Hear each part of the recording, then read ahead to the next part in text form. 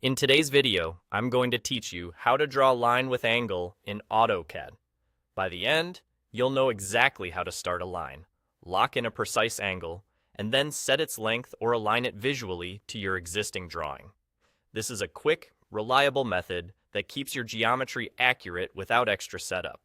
Start by activating the Line tool. You can type Line or simply L and press Enter. Your cursor will switch to the Line command, and AutoCAD will prompt you to specify the first point. Go ahead and click anywhere in your drawing to set that starting point.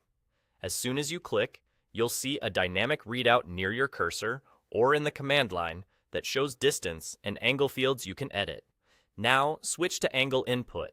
Press the Tab key once to move the focus to the angle field. This tells AutoCAD you want to define direction first. Type the exact angle you need. Angles are measured from the positive x-axis.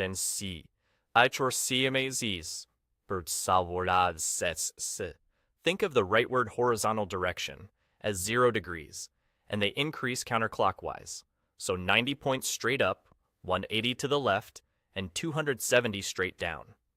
If you want a clockwise angle, you can enter a negative value.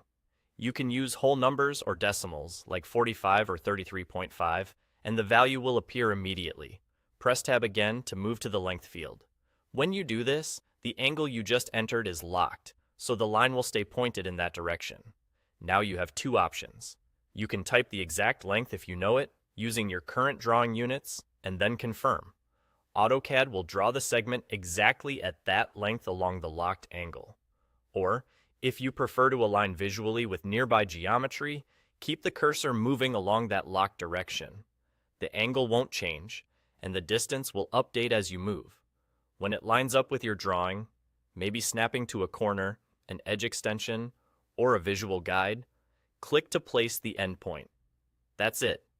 To recap the flow you just used, start the Line command, pick a first point, press Tab to switch to angle mode and enter the angle, press Tab again to switch to length, and then either type a precise length or move the mouse to a line and click.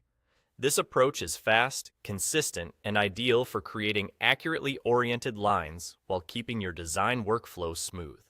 Thanks for watching, and keep practicing until it feels second nature.